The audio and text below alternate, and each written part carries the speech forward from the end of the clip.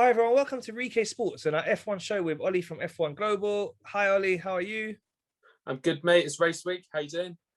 I'm good, excited for the race. We had another great race last time out. You smashed it with your prediction. You got 3 out of 3 on the race winner. Can't beat And that. Three podium. out of three. Yeah, what a race it was. Yet again, that's 2 really good races in a row. What are your thoughts? I mean, what a start to the season. It's, last week I said, it's the best season opener since maybe 2009. I feel like this has maybe cemented it as the best start to a season we've seen maybe since then. What an absolutely brilliant race. What an absolutely brilliant qualifying as well. I think, with all the what's going on with the new sprint qualifying, like this shows how brilliant qualifying is. What a weekend. Who would have thought it, that result? So yeah, fantastic race. Yeah, so that start from Max. So if we look back at the weekend, the qualifying was tight. Hamilton got pole. He's 99th pole of his career. Could get 100 this weekend. Amazing feat that would be. And then so it was a bit of a surprise because it seemed that Red Bull had the outright speed, as we saw in the first race. They were on pole there. Seems that Max made a bit of a mistake. It was a great performance from Perez. He ended up finishing second behind Hamilton in qualifying. Verstappen was third. Then come the start of the race, what a start it was by Max Verstappen. He went from third into P1. There was a little bit of contact. There was a bit of a dispute between them about how much contact there was. I don't know if you heard during the post-race press conference, they're talking about how much contact there was, but there was a bit of contact that caused a bit of damage to Hamilton's car. But anyway, it was a great start for Max, and he got into P1, and then he was just cruising out front. But then, as we know, it was a wet race as well. A lot was happening. Hamilton was driving well behind him, even though he had a little bit of damage. He was quite close to him. Then Hamilton made that mistake. He was looking really bad at that point for Lewis. But then we saw a massive incident between George Russell and Vitaly Bottas. What was your thoughts on that one? I mean, look, you can't sum that incident up in one line. There's a couple of things to it. One, Bottas should not be being overtaken by Williams. Let's get that out there first. He shouldn't be qualifying P8. He should be getting challenged by a Williams. Whether he has DRS or not, he shouldn't be in P8, 9, 10, wherever it was. P10, I think. It wasn't Bottas's fault. I think Russell did overreact. Yes, maybe you could make the argument Bottas should have left him more room. Anyway, it's more of a racing incident, bit of stupidity from Russell than it's not. It's the bit after all of it that I say quite annoyed about, I have to admit, especially what I've read today. Let's preface this. For years, people have complained about F1 drivers being like robots, all scripted, all PR. So George Russell is that. Let's be honest. He is very scripted. He's very PR friendly. I mean, he's in a Williams. I mean, he can't be honest about the last 2 seasons and say it's been awful, lads. He's got to be, we're developing well. It's good for next season. Blah blah blah. No one believes it, mate. But you've got to say it.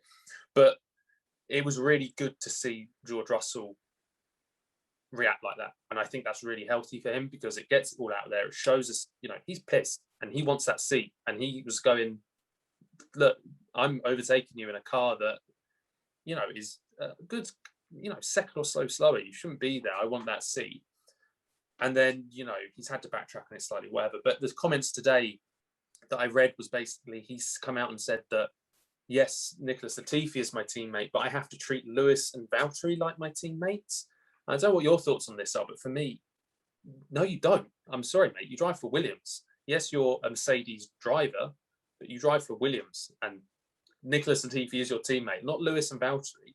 You know what I mean? Like, if it was Lewis potentially winning the world championship and he needed an extra place, would George have to let him by or give that place up? Do you get what I mean? Like, it's just weird comments.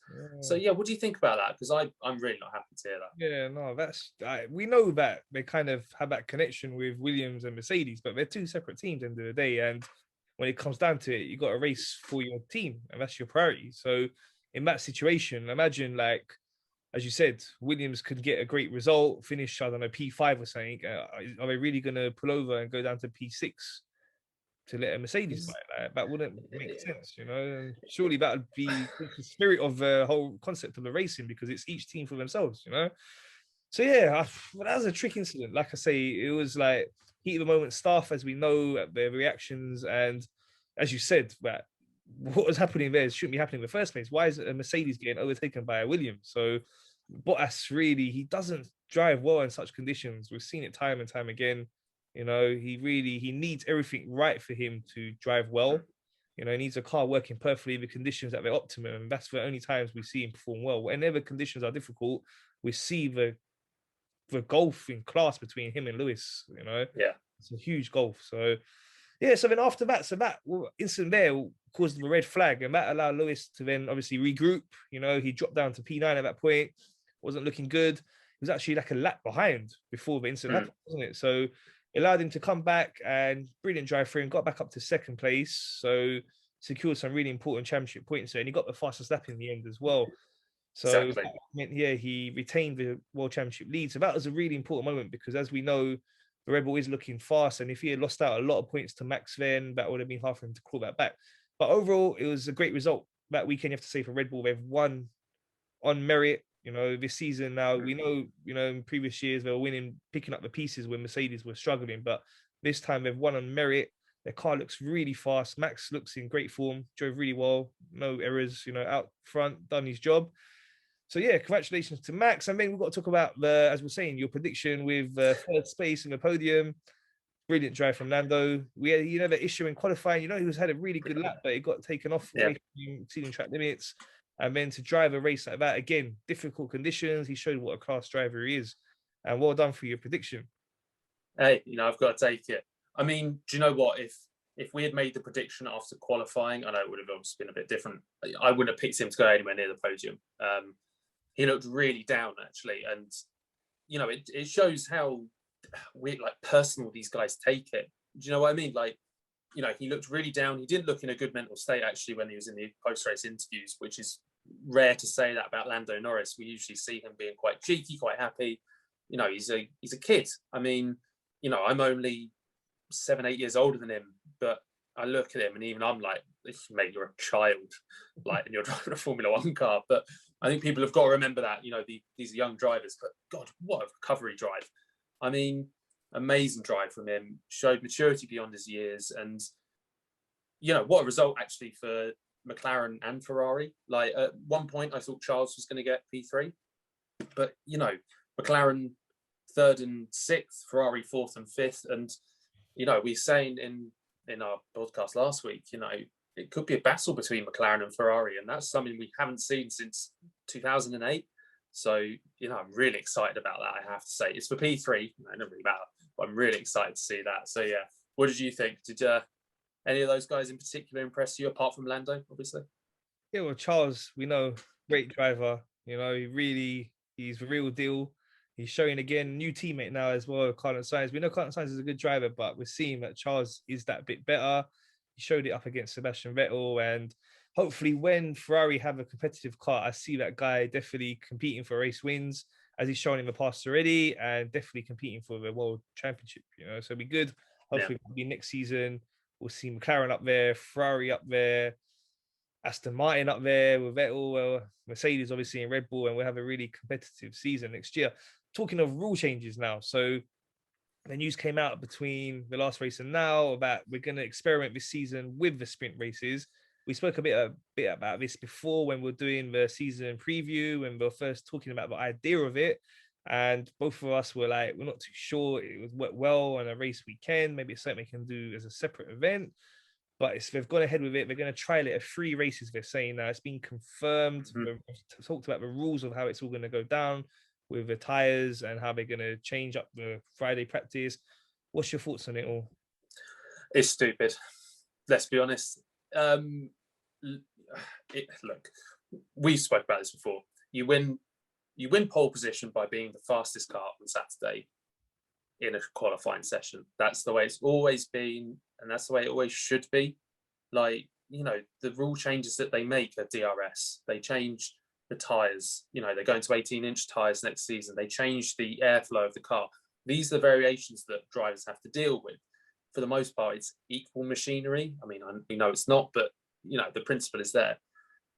And for the last, however many years, we've seen that qualifying isn't broken. They've tried to fiddle with it so many times. Sprint qualifying now, they had the shootout qualifying, I think in, 2016, where it was the last the slowest guy after a set amount of time was gone, and like a knockout version. They, tried to change it again, like in the 2000s, and nobody liked it. I mean, stop messing with something that isn't broken just to try and get more fans in front of the telly. That's essentially what they're doing, And I work in social media. That is my job, and it's very much a reflection of that. They're hoping for these shorter sort of races that maybe they can get more attention, of the younger generation who don't want to sit there and watch an hour and a half qualifying session. They'll watch that short, intense burst, and that'll be it. I get why they're doing it. Also, it comes down to money. Let's be honest, F1's all about money. More eyes on sponsorships. It is true, isn't it? Like that's why we're racing in some very dodgy countries. But yeah, I think it's stupid. And yeah, it's why are they doing this? Why are they doing it, man? I don't know. What do you think? I don't even know what to say. I think it's that ridiculous. Yeah, I agree. As we said before, it doesn't make any sense whatsoever. It's just going to be a case where now, okay, qualifying's moved to Friday, and that's for me more of a main event than what's going to happen on Saturday. Unfortunately, Saturday, there's going to be the points being given out for the top three. That makes no sense as well. It just doesn't make it. It's not fair how that whole concept is. We know the top three is likely to be the top two teams anyway. Right, we might get one of the Ferraris or McLaren will sneak a podium, but especially in that short distance, you don't see much happening. The variability of what a race day is normally like, as we saw with what happened with Nando last weekend, it's unlikely to happen over such a short distance. A third of the race distance, they're saying no pit stop needed. It's just like a short sprint, 20 soft tires only. Yeah, it doesn't make sense. We're not going to see much overtaking the way the Formula One cars are right now as well. What is really the difference between that race and the main event on Sunday? It's just like you're just doing an extra kind of few laps just to make, as you said, to get more TV audience and just to make a longer duration. Doesn't make sense to me. I mean, just financially, I understand, as you're saying, financially, that's the main reason we know that. But in the terms of competitiveness, I don't think there's going to be much. It's just for me, nothing to look forward to. It's not like, wow, we're going to look forward to this. Like it's something new, something different. No, it's just going to be like watching a race that's just a third of the length, and there's not going to be much overtaking, no pit stops. There's not going to be many variables. It's just going to be more or less whoever's got the grid order as it starts is probably going to be very similar to how it ends after that sprint race.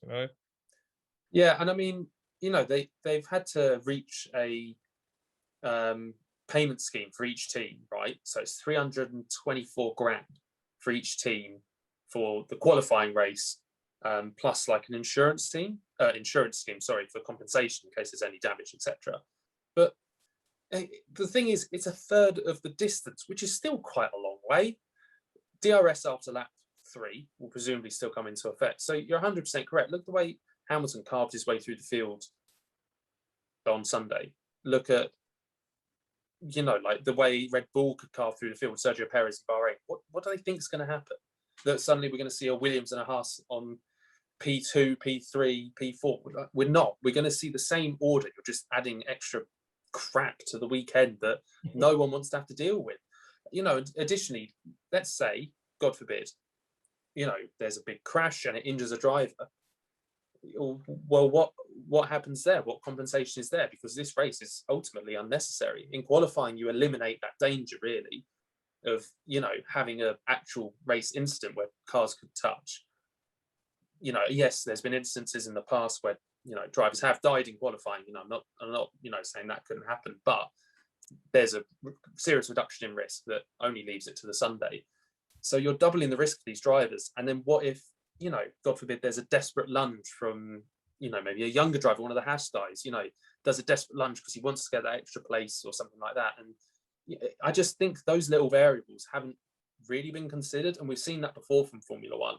Look back at Grosjean with the crash last year in Bahrain. They were replaying that over and over and over again, plastering it all over social media. And it's not, I think Formula One has an issue where they don't quite think far enough. That really showed it for me, that they care more about the TV and the Instagram views and stuff like that rather than driver well-being. And yeah, I don't know. Yeah, I'm disappointed actually in a way more I think about it that this is happening. But we'll see. Maybe we'll end up loving it. We could get to Silverstone and me and you are going, wow, what a race. Oh, qualifying race. Every race is qualifying race from now on. But I don't think I'll change my opinion on it. So yeah, but oh well. Yeah, so just to explain how they've decided to run it, they're saying that there'll be Friday practice in the morning, and then Friday afternoon will be the qualifying, and then Saturday morning there'll be another practice, and then Sunday afternoon there'll be what they're not calling it a sprint race, they wanted to call it a qualifying race or qualifying. What is it? A sprint what do they call it? Yeah, sprint qualifying. Hang on, I'm trying to Yeah, they find it didn't here. want to mention it as a race because they don't want it to affect the Sunday's race. You know, people get confused with that. And then yeah, so then the main events for Sunday's race. So that's how the weekend will be. There's 3 races that they've picked to do it at. They're saying Silverstone Yep. and Italy, Monza. Yep. So Silverstone, Monza, and then Brazil. But Brazil may not go ahead again because COVID out there is really, really bad. So I don't think we'll be going to Brazil this year again. Yeah, and talking of that, the news came out that Canada's not going to go ahead. Bit of a disappointment, as we know, it's such a great circuit out there. Seen so many great races, the Wall of Champions. I love that track, one of my favorite tracks. So sad to hear that news, but it's been replaced by a race in Turkey, which we saw that was great last season. Great track there as well. And the good news is that they are going to be extending the contract with the Canadian Grand Prix, so we will be seeing it back in the future. Your thoughts on that? Yeah, I mean, it's great news for Canada, first of all. I know we're not getting a race there, but they've made up for those 2 years with a 2-year extension. So brilliant news. I mean, talking about Bottas earlier, not driving too well in intermediate conditions, he must have woken up that morning just shaking and sweating when he heard Turkey was back, because boy, oh boy, he had an awful race there last season. You know, I love Turkey, I love that track. Hopefully they've got that surface sorted out for this year, because it was just a slippery, dusty mess. I mean, Hamilton won his championship, obviously, there, but the cars were just covered in like dust and grime. It was like the builders had been round. But yeah, Bottas will be sweating. Mazepin, who yet again spun in Imola, you know, keeping true to form. He must be absolutely petrified. I mean, what, he's had 8 or 9 spins in 2 races across race weekends. So that boy is just gonna practice sessions like all over the place as well. Like, you don't even be pushing it all out in a practice session, you know. Yeah. I don't know so what no, I don't know what's wrong with him either, but he must be absolutely cracking himself, because he must have watched last season and gone, "Oh, we're going there." Oh God, like just permanently full lock the other way. So I imagine there'll be 19 cars sort of slowly going around, and then just Mazepin track, just doing donuts. So yeah, I'm excited for Turkey. I think we both are. It's a shame it's replacing Canada and not somewhere like Spain, you know, but it's just nice to go to one of these different tracks again. And, you know, actually that brings us on to something else. You know, Miami is coming to Formula One.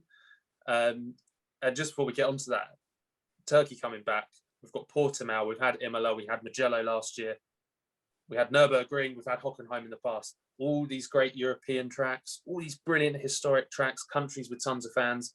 No, Formula One goes, we want to race in a car park outside an American football stadium. Yeah, what do you think of the Miami Grand Prix? Again, it's the money, ain't it? Purely down to money, as we know. But look, it's a great city, and you know, America got a lot of passionate racing fans. You know, and we've seen the other tracks there, really well attended, and it's a great weekend. So hopefully, they can put a really good event on. But the concept behind it, the actual track, you know, as you said, all these great tracks that we see, they really make a difference. You know, compared to some of the other boring tracks, where like really last season was the best part of last season was seeing some of these old great circuits we've not been to in a long time. So it's unfortunately the way, you know, Formula One's gone down recent years, where they've gone to certain tracks where it's just purely down to the money. The actual circuit itself is not so good. But yeah, what can you do? It's just one of them things. Luckily, there's so many races that, you know, we're kind of like, we're going to have a couple of bad ones, but they're going to compensate us by having a lot of good ones. You know? 100%. I mean, I think the other thing is, though, it's a 10-year deal. And it's replacing Vietnam, essentially. So there's no Vietnam Grand Prix ever happening, which is a shame, but, you know, it is what it is. But it's a 10-year deal, which is a long time. You know, there has, you know, I think Miami's going to be brilliant for the show. You know, and I've seen like someone's done a virtual run of the track. It looks a bit boring. And I reckon qualifying will be good for it. You know, I think that would be really cool. I think it'll be a fast track, but I don't think there's going to be much overtaking. And you know, for them not to do it like on Long Beach, it's in Miami, yeah, but it genuinely is in a car park. I'm looking at it right here on my other screen. It's in a car park. Like, I'm going to put forward a Grand Prix in my local Lidl, I think, and see if they bite, see if everyone will go for that. But yeah, I'm not, money talks. We will, I think we'll probably say that every podcast, here, Saudi Arabia, Abu Dhabi, Bahrain, China, Azerbaijan, it's all about money. It's just a shame that, like you said, the best part of last season was going to Mugello, was going to Portimao, was going to Imola, these classic tracks. And there's going to be fans in these countries who are massive F1 fans, but they're not new fans with new money. And that's obviously what they care about, which is fine. But it does sort of have parallels to like what was going on with the Super League and the football and these like legacy fans. I weirdly feel a bit insulted by it. Like, there's no race in Germany next year. I mean, what's that all about? Like, it's one of the best places in the world. Britain, which is the birthplace of Formula One, has one race, but America has two. It rubs me the wrong way, but it is what it is. And like you said, lots of races next year, 23 again. So, God help those teams. But we'll see what happens. I guess we'll see what happens. Yeah, one thing we were talking about as well is with these budget caps, it's putting a lot of pressure on the teams. With so many races, cars getting damaged. I was hearing Total Wolf talk about this as well. That it does put a lot of pressure on them now with so much restraint on how much they can spend, and it's getting more and more difficult, which is in a way good because it's going to mean that obviously it's not all about money when it comes to the most competitive teams. We're going to hopefully see that it's going to be a bit more competitive through the field. But yeah, it's a difficult balancing act. How many races is too much, and how many of the older circuits should they be going into? How many of these newer circuits? And it's a difficult balance act. I know they've got a hard job, but as you said, it is what it is. They're going to get criticism. We've got our own opinions, and it's how it is. So now, looking ahead this weekend, we got a double header, isn't it? It's back to back. We got this weekend. It is back to back. Yeah, Portugal and then Spain straight after. So that's good. After a 3-week break between the first races, now we've got a lot of action coming up. So let's first look at the track in Portugal, Portimao. Really nice track. It was so good to be there last year. It was a bit of a hectic race last year. Remember how it went down at the start? It was everyone was shocked. The guys in the medium tires couldn't get the heat into them. They were dropping back. Hamilton was on pole. He dropped down to 5th at one point. McLaren were leading through Carlos Sainz, and then once they managed to get the heat into medium tires, we saw Hamilton work his way to the front, and then he won the race by like 30 seconds from Bottas. But yeah, really nice circuit. What's your thoughts on it? I love this circuit. I think it's one of those gorgeous circuits, actually. Just the way it moves. I know that sounds really silly. Like the flow of the track is really nice. I have to admit, I always get this and Mugello mixed up for some weird reason, but I think it's because I love both of them. But yeah, I mean, what a race it provided us last year. 100%. Hamilton going backwards, which we're so not used to seeing. A bit like Mark Webber, like throwback sort of Mark Webber on pole always went backwards. So sort of channeling his Mark Webber. And it was Carlos Sainz who was leading, and Kimi Raikkonen made up it was like 10 or 11 places at the start, didn't he? And it was a bit insane. But yeah, I'm super excited, actually. I was looking at the race results from last year. It didn't sort of bring up anything surprising. But from the qualifying, I think maybe, I say this again, Williams could maybe get into a higher place than they have been. George Russell qualified 14th last season. Don't see why he couldn't qualify maybe in the top 10, dare I say. He's a much better driver. That's a faster car. Have to wait and see. But yeah, I'm super excited. I've got high hope for this weekend. And I feel like we're going to get another really good race. I'm going to jinx this. But I feel like we're going to get another really good race. And then we go to Spain. So, I think we'll get a balance finally. But what are your predictions for top 3 for pole position? I want to hear what you think. So, as you're saying, really nice circuit with the twistiness of it. It's got a nice flow, as you say. It's really cool the way the track flows with the corners. So, with that in mind, I think this is the first time we're going to see more emphasis on how the cars are cornering and what their speed through corners is like. And from what we've seen in the first 2 races, that it seems that Red Bull have the advantage there. There wasn't so many corners in Bahrain, as we know. It's more of a high-speed track.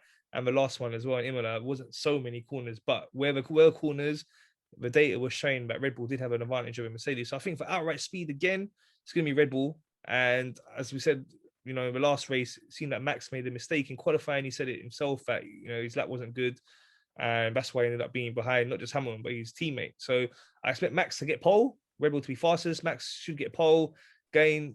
Perez, you know, he's got the speed. We know he's been a bit inconsistent. I think he's feeling a bit of pressure to perform. You know, it's still hard settling into a new team, but he has got that speed. So over that one lap, if that car is as fast as it should be, I think he'll take second place, and then I think Lewis will take third on the grid. So kind of it's the most likely outcome. I know, bit of a boring one, but I think that is the way it's going to be for qualifying. What about yourself? I'm 100% the same. I think it's going to be Max, Sergio, Lewis. I think you've nailed it. You know, this track is, when you compare it to the previous two, and that's all we can do, got more shades of Imola, definitely. You know, the Red Bull clearly suited that better. Lewis just was Lewis and put it on pole. That's the only thing I can see is if he does like a Singapore 2009 lap, you know, where he just somehow pulls this lap out of nowhere.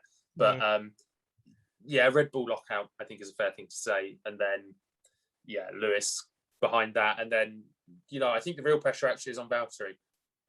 Yeah, again, sort of turning into a bit of bashing in this podcast, but he deserves it. He does, you know, lots of pressure. Where was he? Like 7th or 8th? Eighth, yeah. Come on, in the Mercedes, that your teammate stuck it in pole. Yeah, exactly. And just to go on him a little bit, you know, this is the only season in recent times we've not heard of Bottas 3, 4, 5.0 or whatever it is now. He was very quiet at the start of the season, and I think, you know, obviously the first two races haven't helped too much. His championship fight is already over. I'm calling it. You know, he needed a good result last race. He didn't get it. He's over. It's between Lewis and Max. But he's got to be careful because he needs to put in a good performance or people will just start talking again. You know, what other team will want him? I couldn't name one. You know, if the moves that are planned apparently going to go ahead at the end of the season will happen, I don't think he'll ever see it next season. So that's where the pressure is. But, you know, I think he may be able to challenge for, you know, a third or fourth place in qualifying. But yeah, Red Bull lockout.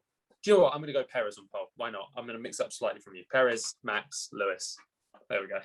Oh, what about the race? What do you think? Yeah, so if it is, as I'm thinking, will be Red Bull with the outright speed, and then one thing, you know, I was listening to what Red Bull were saying themselves. It seems like the Mercedes is better on the tires with the tire dig, and we've kind of seen that in the races where the Mercedes pace has been good. You know, so in the first race, Hamilton, his race pace was good. He managed to keep the tires running longer than Max could and hold Max off. And even in the last race, obviously there was the intermediate tires, but then when we did go on to the dry tires as well, we saw Mercedes race speed was good. They had the fastest lap by quite some distance in the end, you know, right towards the end of the race. So it seems like they got a really, Toto Wolff was saying this as well, they feel they got a really fast race car. They just need to sort out their qualifying performance. So if that is the case, we're going to get a tight race again, right? Even if Red Bull have an overall outright speed in qualifying, I see it being a much tighter situation in the race. Can Perez hold off Hamilton? So that's the thing for Max.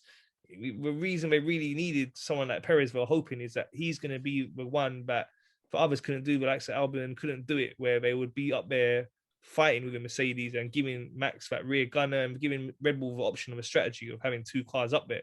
So can Perez do it this weekend? You know, he's been inconsistent, as we know, first couple of races. You can let him off for that. It's a new team, you know, pressure situation. Circumstances gone a little bit against him. We saw he had to start from the pit lane one of the races. So, you know, I'm hoping this weekend he will step up and be that rear gunner for Max. I mean, that should hopefully, for Max's sake and Red Bull, allow them to have built a bit of a lead over Mercedes in the race. But, you know, Mercedes, we were speaking about this earlier, they're such a strong team. Yeah, and Lewis, one of the greatest drivers ever. So to beat that combination is not easy.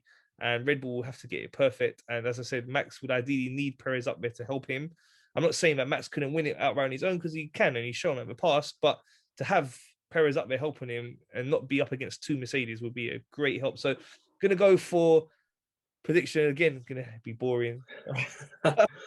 That's me keeping it simple with just from what I'm seeing. I think it's going to be Max winning. Going to go for Perez to hold Lewis off. All right, so that is a bit of a one where I'm accepting Perez to step up this race. I think the pace advantage that Red Bull should have should be significant enough for him to hold Lewis off, and then Lewis would P3. So that's my prediction. What about you? I'm very similar, and what you're saying about Perez, I think is 100% correct.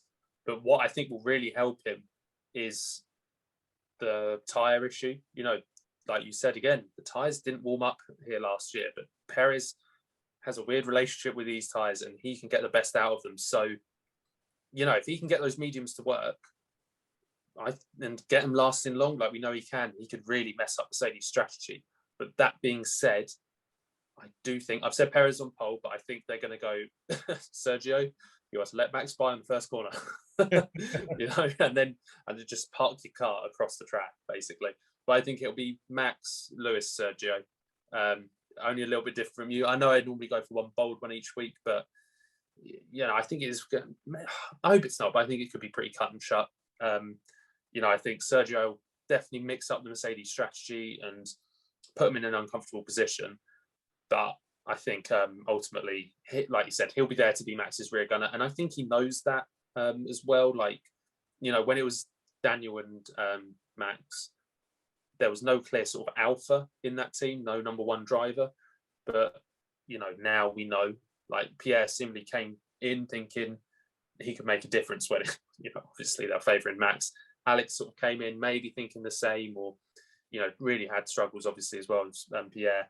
But I think Sergio's seen obviously the last 2 seasons and gone, I know what they're going to do to me ahead of time. I'm a smart guy. I'm going to be here to race, but to support Max. So, yeah, I'm going to go Max for the win, Lewis P2 and Sergio P3. But I am going to expect a strong race from both Ferraris again. That's where I think the real battle will be with further down. I think it'll be the Ferraris fighting against the McLarens. And I think that's where the second really interesting battle this season will be. So yeah, same as you, just, Lewis P2 again. So, and fastest lap, why not? Let's throw Lewis fastest lap in as well. We got it last season, so yeah, why not? But yeah. Yeah, it's really cool that, that, as I was saying, with Red Bull stepping up this season now, so we're seeing it so competitive at the top. I remember doing the previews with you last year. It was always like Mercedes, Hamilton, maybe Bottas could do something, but it was just such easy season for them. But now, like I say, we're seeing Red Bull put the fight to them, and hopefully that continues. And we're seeing a much better situation now, where everyone's looking forward to the races more, and we don't really know who's going to win.